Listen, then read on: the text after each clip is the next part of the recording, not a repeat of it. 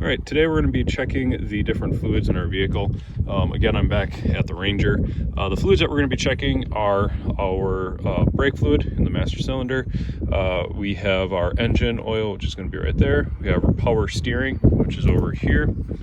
We have our coolant or radiator, which is right there. Your washer fluid over there.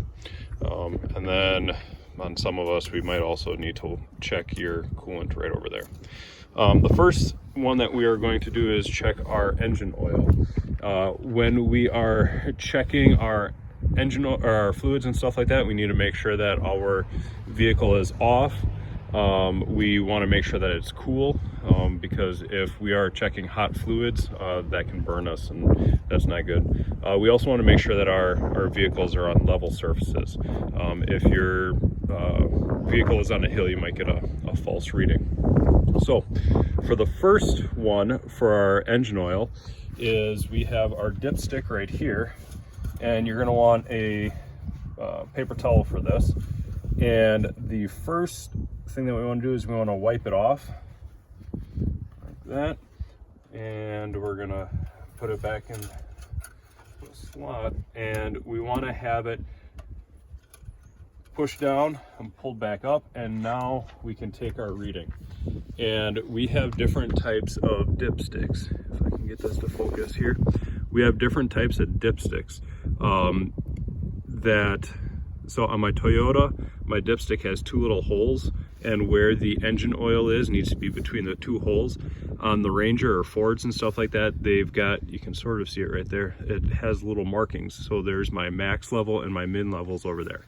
So right now my engine oil is at a good spot. So we'll put that in, back in, and that's good.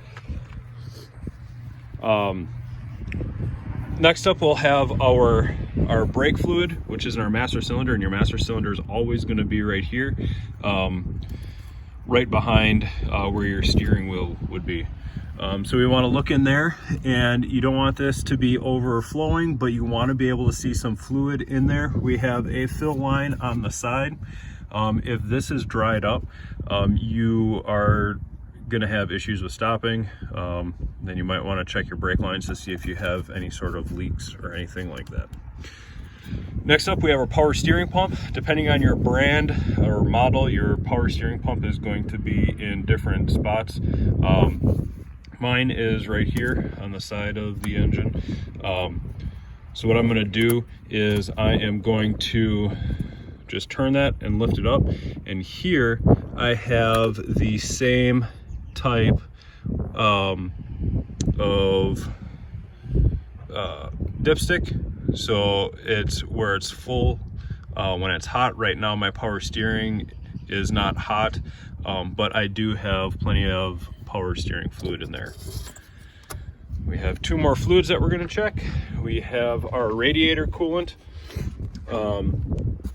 and our radiator coolant in here, it's a little cold outside right now, so I'm on my minimum level for that.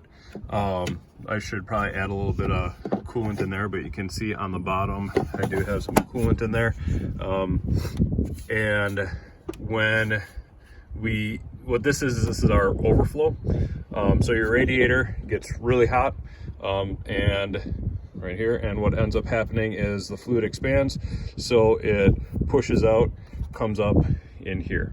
I do know that I have a small radiator leak, so my radiator fluid's a little bit low. Before I start driving it the next time around, I'll have to add a little bit.